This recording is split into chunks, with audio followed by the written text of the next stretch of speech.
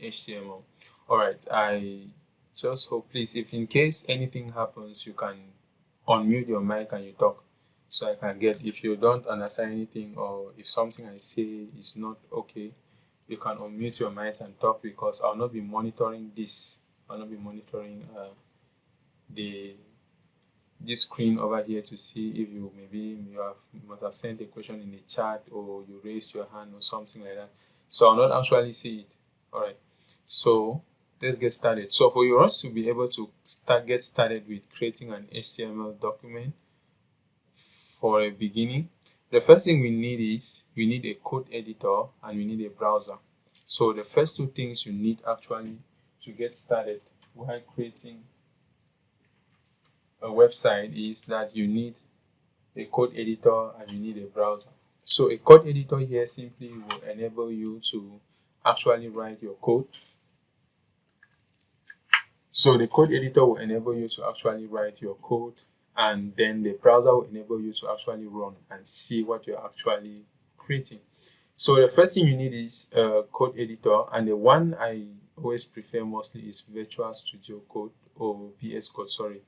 It's not Visual Studio, sorry, Visual Studio Code. So that is the one I recommend most often. And for you to get Visual Studio Code, you can simply search for VS Code. So if you just search for VS Code, you should get it.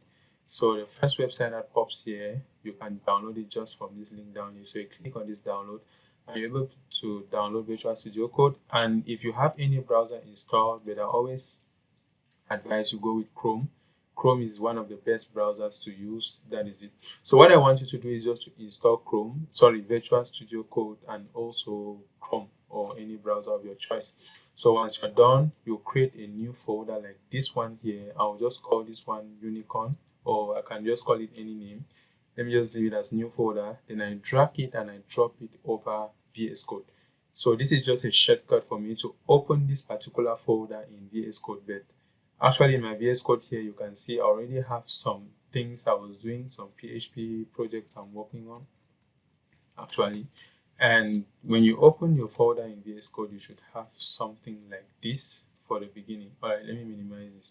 So the first thing you want to do here is I'll be guiding you guys through how you can create your first HTML document. I know some of you already know how to create your HTML documents, but actually for you to create an HTML document, the first thing you need to do is to make sure that all your HTML documents must end with a .html directories. So if I'm creating my document in VS Code, after you open your folder, you're always being prompted, if you trust the authors of this, just click on I trust the authors. Then you come over here, then you click on this plus here, then you type the name of your file, like index, sorry, not in caps, so index.html, like this. When you type it as this, you discover it has this kind of angle bracket open and close. It signifies that it is an HTML document, and then you can press enter to start typing. So that is it. So this is how you actually create an HTML document. Now, what is the meaning of index? Index simply means the page that gets to be rendered on your browser whenever you open a file that has many HTML documents. Meaning that if we had many HTML documents and we're trying to render that particular folder, it renders the index.html page as the main page. So the main page of every HTML document is always the index.html folder, and that is it. So now, how do you get started with writing HTML? So HTML follows what we call syntax. So the syntax of HTML constitutes of what we call as tags and elements. And for you to write a tag is simply something like this: tag name, and then you close it with another closing. So this is a tag. So a tag has a tag open and a tag has a tag close. So that is simply what a tag is all about. So when you're creating an HTML document, you have the opening tag and you have the closing tag. But for you to call a tag an element, so for a tag to be called an element, you need to enclose the content within that particular tag. For instance, if you're creating a tag such as this, and in between this tag you want to say this is a tag, then it forms an element. So all of this here forms an element, while only this here forms tags. And there are two types of tags, the open and the close tag. But there are some scenarios where you discover that the tag of an HTML element does not necessarily have an opening and a closing, meaning that it has just one. And in those scenarios, it's always just okay just to understand how the tags function and just use the tags the way they are. Now, the next thing about HTML that we'll talk about is first the different types of tags that are there. So in HTML, there are thousands of tags. I will leave a link in this video where you can go to see many things about tags. If you want to know more about what HTML tags are, like just the varieties of tags that do exist. I'll also try to create a blog post explaining the tags and definitely all the HTML tags that I think and I know exist. I'll leave a link in the description so that you can go check it out to make sure that you follow along. Okay, so but along the line we'll discuss some of the tags that are available. So like an example of a tag or of an HTML tag that is available is the doc type. So we call it the doc type. Alright, so if I'm typing doc type HTML, so the doc type HTML tag here simply specifies the version of HTML, and doc type HTML, this particular tag here specifies that your HTML is running on HTML version 5, and that is the first tag of HTML. The second one is the HTML tag itself, and the HTML tag itself simply specifies that this particular document here is an HTML document. So the next tag we have is the head or the head tag, and the head tag here is just like in a human being you have the head and the body. So the head tag here actually carries another tag called the title tag, and the title tag could carry the title of your page. For instance, if this is your HTML document, you can say my first.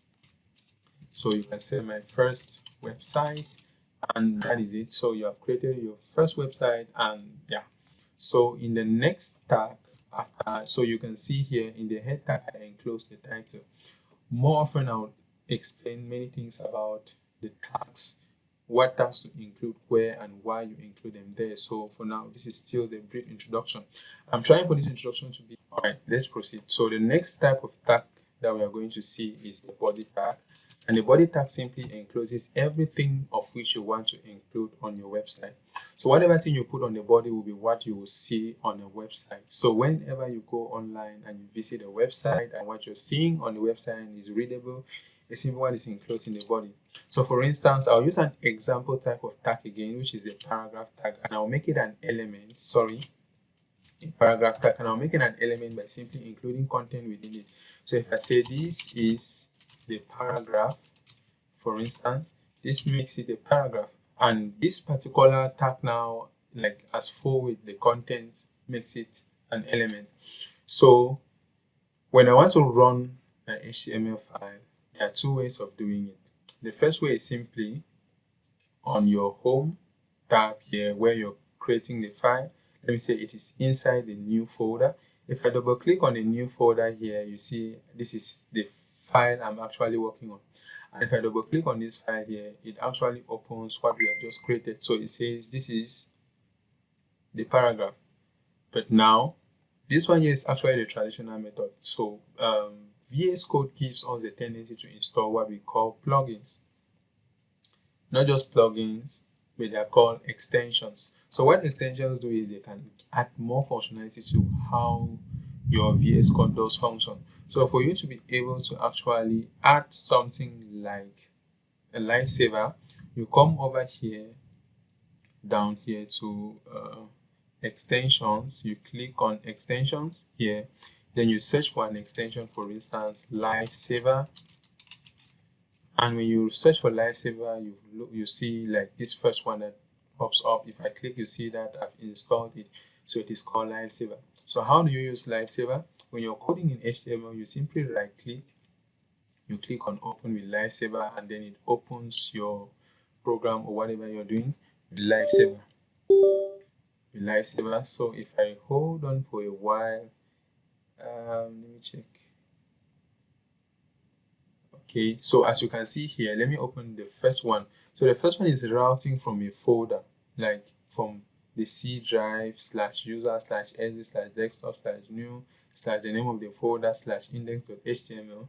But the one that opens with lifesaver actually routes from a specific IP address specific IP address map onto a port number 5500, then the index.html page. So this one here is simply directly from the lifesaver.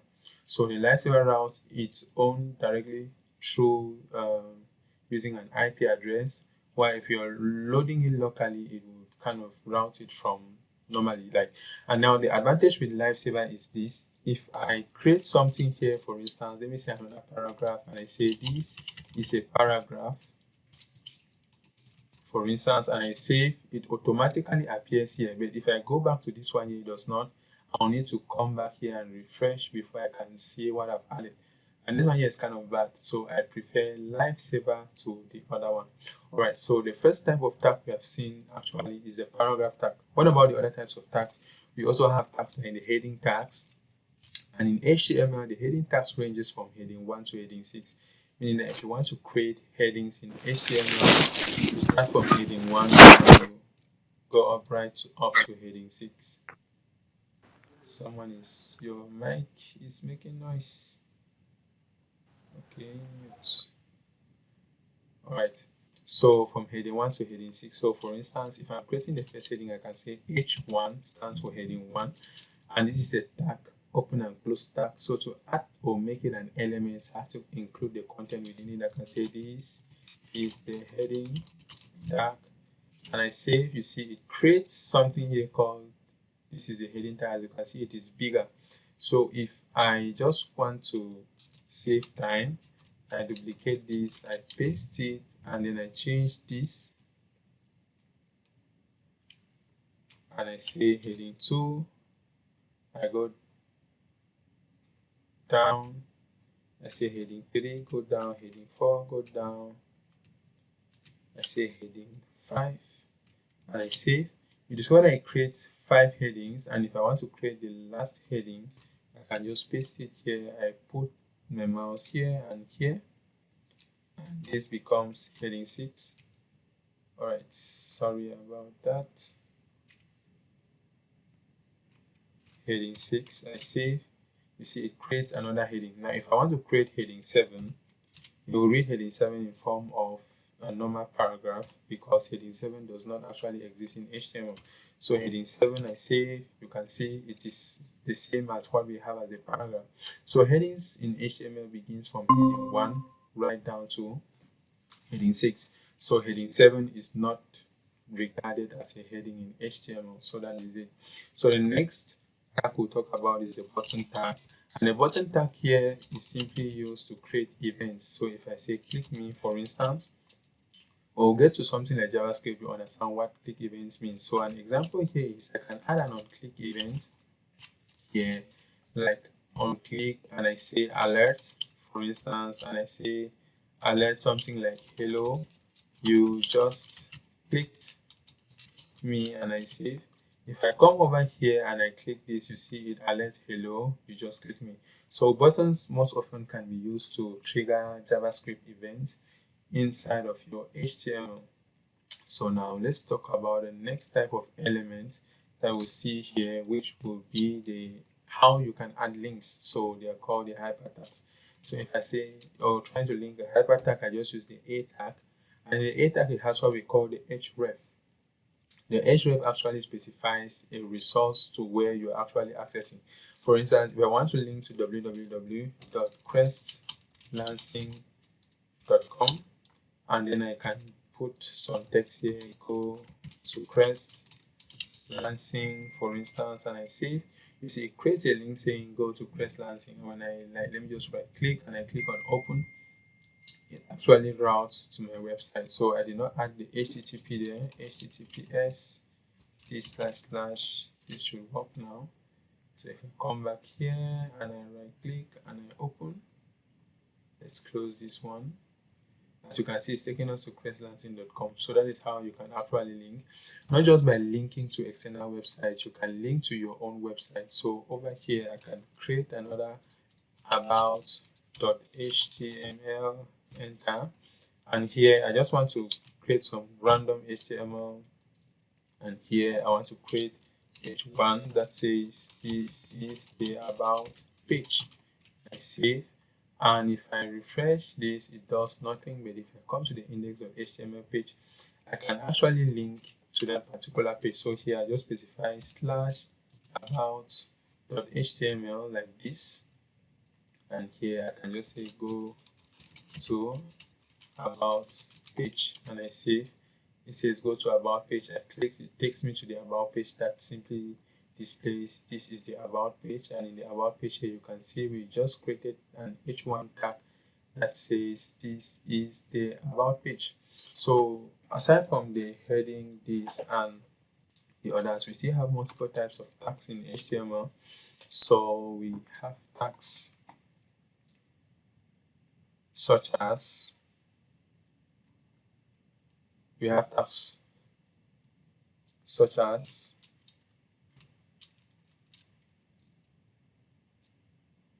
we have paragraphs. Here we've spoken about paragraphs, body, heading, links. We have tags such as creating list items. So you can create lists in HTML, and for you to create a list like ordered and unordered, you can either use OL for order list or UL for unordered list. Let's say we're creating an order list. I can create a OL with list items like first item, and also the next next LI item as second item, and the next is the third item, for instance. So the next LI is third item. I can save this, and if I come to, or let me go back to our normal page and I refresh, here you can see we have our list. Order simply means they have an order they are following, but you can actually do change the order in HTML. So here, if I say type, I can change type maybe to A, capital ABC, and it changes to ABC. If I change it to I, it goes in Roman numerals, capital Roman numerals is in caps. So that's simply it. If you want to create an unordered list, you simply change OL to UL. So here, I'll just come over here to where we have O, and I'll change it to U. So I'll just double select, change it to U. And we have some other list items which are unordered, meaning that the number at which they appear is not actually numbered. Oh, the number at which they appear is not actually numbered. Wow, that's English for us. All right, so this is actually unordered list. So also we'll see some things advanced. So let's talk about forms. So in HTML, you always see when people actually do collect information from you. Maybe you're trying to log into your to a website, create an account, fill a form. You always actually do see forms. So how do you create a form in HTML? You actually use the form tag, and in the form tag here, you always have an extra attribute. Now we did not talk about attributes. Attributes are simply things that add more functionality to HTML element. An example of attribute is like we use the type here, and when we use type, we were able to manipulate what actually appears inside of our HTML. Same as over here, let me say UL doesn't take a type, so UL doesn't take type. Alright, so also here we use href to specify the link, so that is just something like an attribute, an addition. But this one here is not an attribute though. Sorry, this one also here is an attribute, but it's a JavaScript event.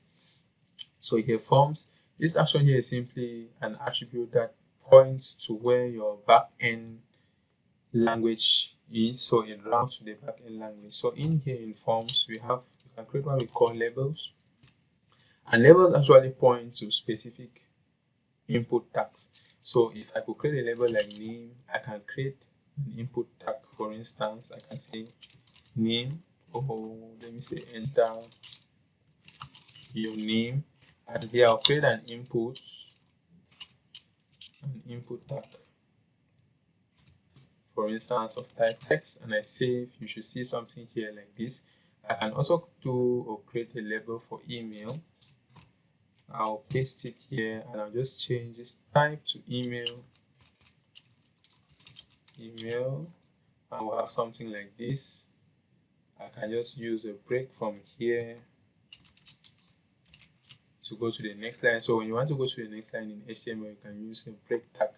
So email for instance, and then the next, let me use another break here, and I save. Here we'll have something like email.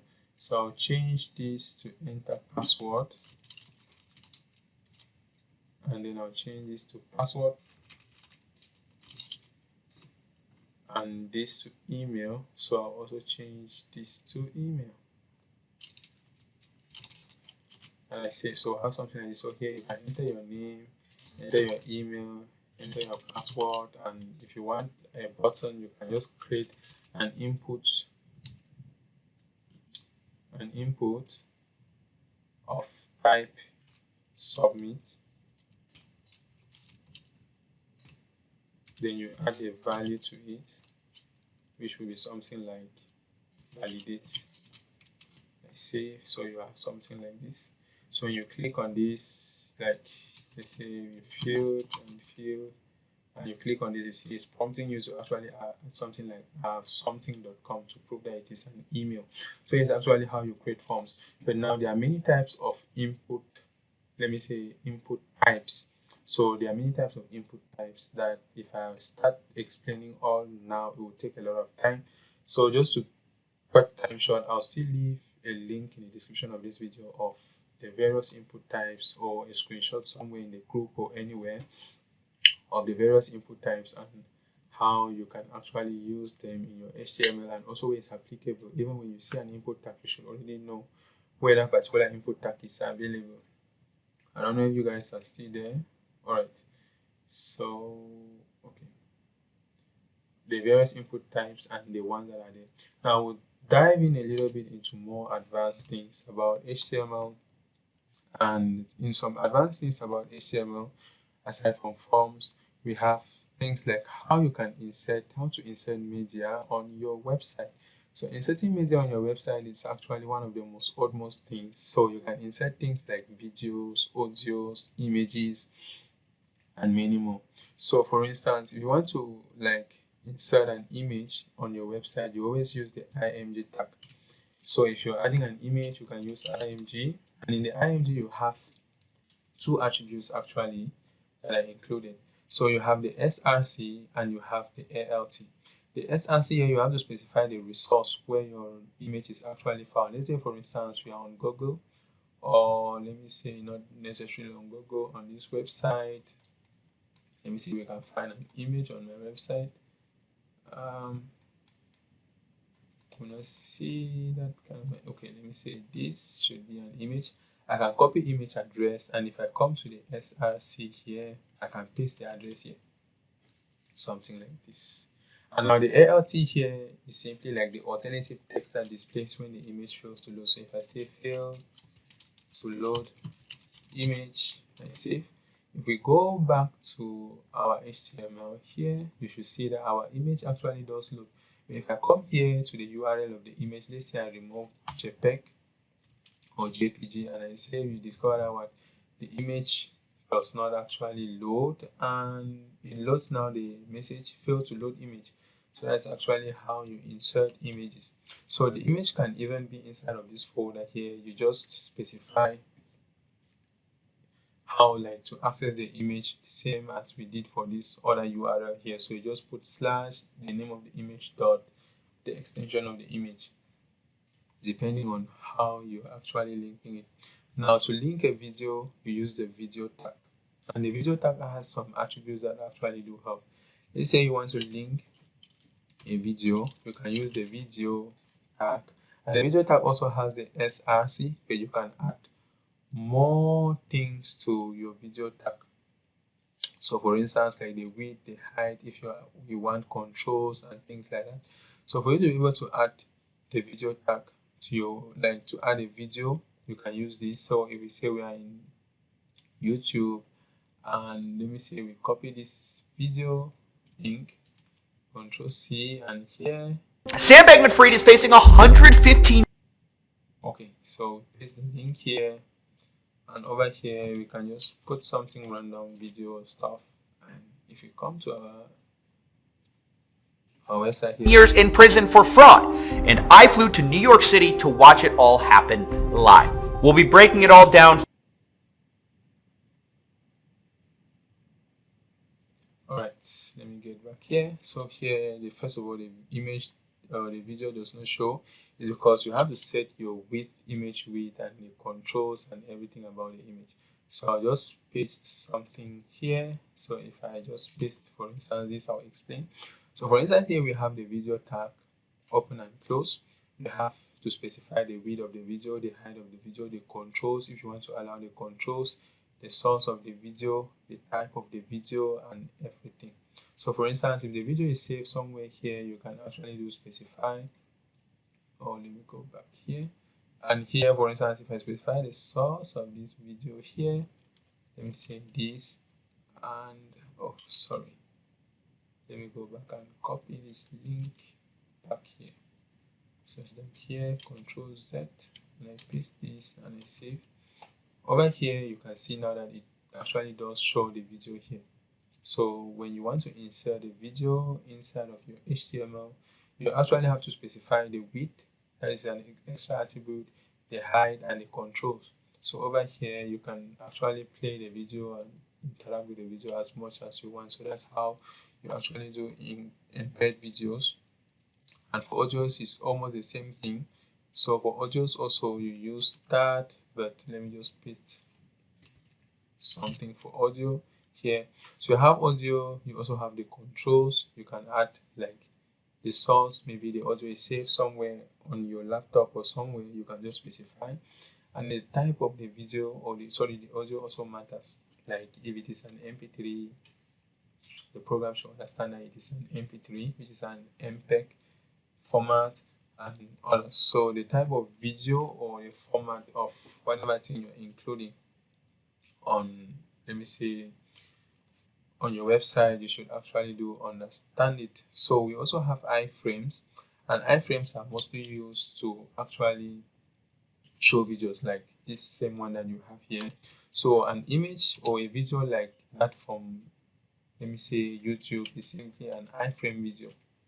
So let's say, for instance, that we actually want to show a video, so you can take something like this. It's an iframe. If I come over here, I copy. So iframes are always more better to insert videos than just inserting the video directly using the video tag. So in the video tag here, it's nice when you're inserting a video that is actually inside of a folder in your project. But iframes are better when you actually want to include a video, maybe that is an external video, for instance, like YouTube. Like this is an example of the audio we added. Since there's no audio, it will show something like this. So depending on the type, you can actually do always include whatever thing you want to include, like using iframes. So there are many things about HTML that we see along time. So for now, this is simply the basics of HTML. So if you are looking to get just a bigger glance of what HTML is, this video will be hosted. You can go through the video, watch it time and again, to actually understand, practice, and yeah, surely you gain more knowledge about what HTML is all about. So now let's talk about what CSS is. Now CSS is simply stands for Cascading Style Sheet. And HTML here simply is always like the skeleton. Like this is just like the bones, no flesh, nothing. So if I just come over here, for instance, CSS here simply adds more functionality. Let's say if we wanted the color of this paragraph to be red, let me come here. We wanted the color of this paragraph to be red. I could come here and add an extra attribute. For instance, style attribute, and I want to specify that the color is red. And I save. When I save, you see that the color of the paragraph changes. So that is how you can add more styles. For instance, I can say the font stroke size of this should be, maybe, let's say I wanted it more bigger. I can say the font size should be 20 pixels, and I save, and the text is a little bit bigger. Let's say I wanted it to be maybe more bigger than that. I can say maybe 40 pixels, and it's bigger. So depending on what you want. In styling, we have 3 types. So this one I've done here is simply called inline styling. Inline styling is simply you styling in between the lines of your HTML. And this one here is not actually nice, because if someone comes to your website and tries to view like the results of your website, for instance, they can discover that you actually did that kind of styling on your website. So for instance, here someone can actually be like, wow, like he knows every styles you gave to your website. The second one is called on-page styling. In on-page styling, you simply come to your head section. Over here where you have the title, you can just include a style. And in between the style here, you can just call any HTML element by name, like H1, and you'll be like, color should be red, same as you did here. So if I close this, you discover that this H1 tag also is red. So this same thing also how you can do it. You cannot just do it just for one. Let's say H2 color here should be blue. Save. H2 changes to blue. Maybe H3. Let's say the color should be yellow, and the color is yellow. So depending on how you actually want to style it, this is the second type of styling. And you style it this way by targeting the elements by the element's name. Later on, we'll see how you can target using what we call specific identifiers for elements. Meaning that you can define a specific identifier for an element, and you get to call that element using that particular identifier. Like the identifier could be a class or an ID.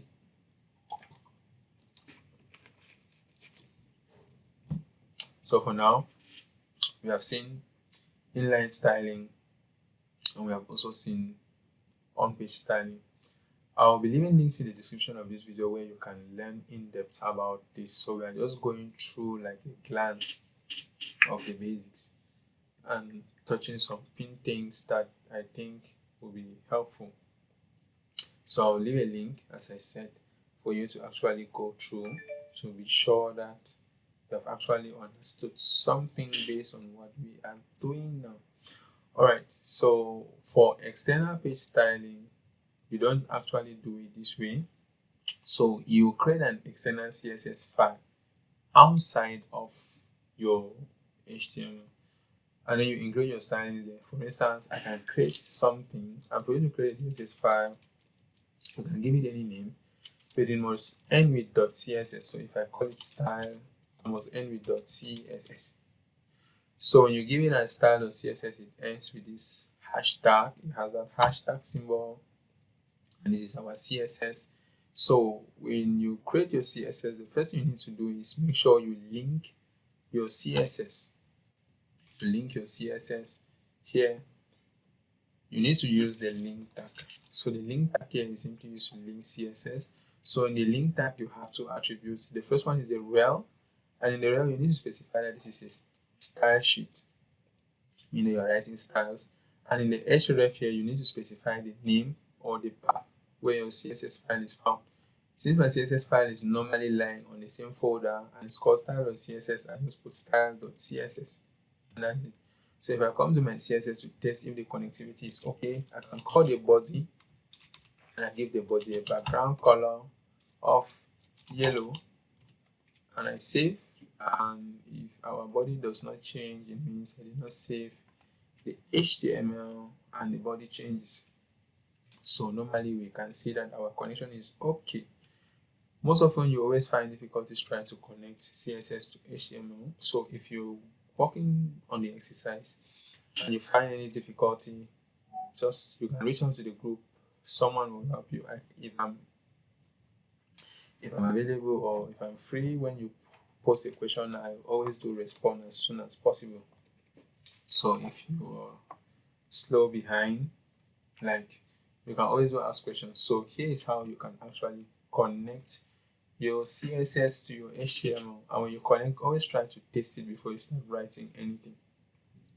Now I'll clear this up, and then we'll try to create something.